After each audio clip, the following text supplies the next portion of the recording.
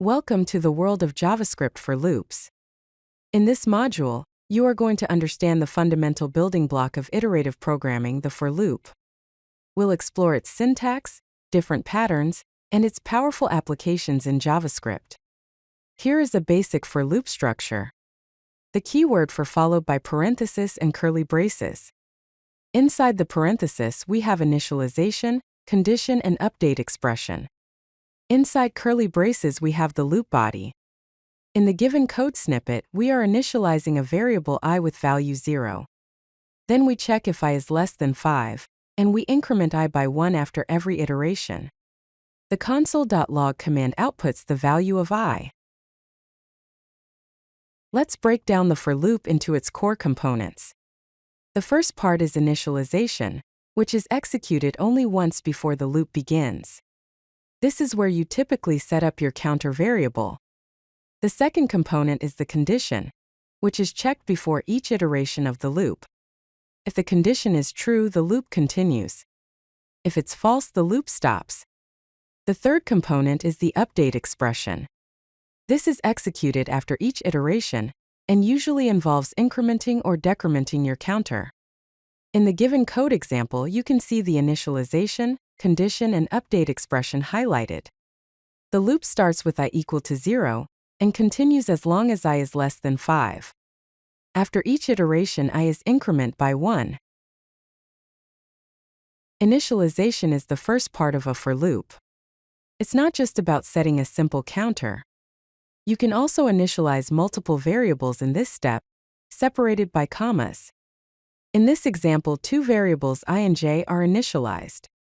The loop continues as long as I is less than j, and I increments while j decrements in every iteration. You can also initialize your loop using array references. In this example, a constant array called arr is initialized with three string values a, b, and c. The loop variable I is initialized with the value of length of the array -1. The loop continues as long as I is greater than or equal to 0, and the variable I is decrement by 1 in every iteration. This way you iterate through the array in the reverse direction. The condition in a for loop determines how long the loop will continue to execute. You can use comparison operators such as less than, greater than, less than or equal to, and greater than or equal to create simple loop conditions. The loop will continue as long as the condition evaluates to true. You can also create multiple conditions by using logical operators like and or. In this example, the loop continues as long as variable I is less than 10 and greater than or equal to 0. Also, inside the loop there's an if condition to check if I is equal to 5, then breaks out of the loop. You can use dynamic conditions in which the condition variables can change inside the loop. In this example, there is a variable called target which is initially set to 5. The loop continues as long as I is less than target and the target is greater than 0. With each iteration, the target is decrement by 1. The update expression in the for loop controls how the loop variable changes after each iteration. The most common way is to increment or decrement the loop counter using arithmetic updates. Here is an example where the counter variable I increments by 2 in every iteration using the plus equal operator.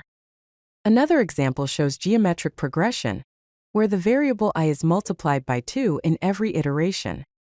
You can also perform complex updates by combining multiple variables in one update expression. Here, variable I and sum both are updated in every iteration. Also, conditional updates can be done where a ternary operator is used to either increment I by 1 or 2, based on the condition. Initialization in for loops can be made very versatile. You can initialize loop variables using the return value of a function. In this example, the variable I is initialized using the value returned by the getStart function. This allows to get a dynamic starting point for your loop. You can also use object properties to set the initial value of the counter variable. In this example, the config object contains the start and step properties. The counter variable I is initialized using the start property. You can also use destructuring to initialize loop variables. In this example, two constants start and end are created using array destructuring, and are then used to initialize the for loop. Nested loops involve putting one loop inside another. This technique allows you to handle two-dimensional data structures, create complex patterns, or perform repetitive tasks on multiple levels. Here is an example of nested for loops which creates a 3x3 matrix-like structure, where the outer loop iterates 3 times and the inner loop iterates 3 times for every outer loop. It outputs the row and the column number during each inner loop iteration. Here's another example of nested loops creating a triangle pattern. The number of stars printed in each row is controlled by the outer loop variable I. The inner loop iterates up to the value of I and adds star to the row string. Nested loops are very useful when you have to handle multi-dimensional data structures or create complex patterns. Here is an example where nested loops are used to perform matrix multiplication. 3 nested for loops are used to compute the multiplication of matrix 1 and matrix 2, and store the result into the result matrix.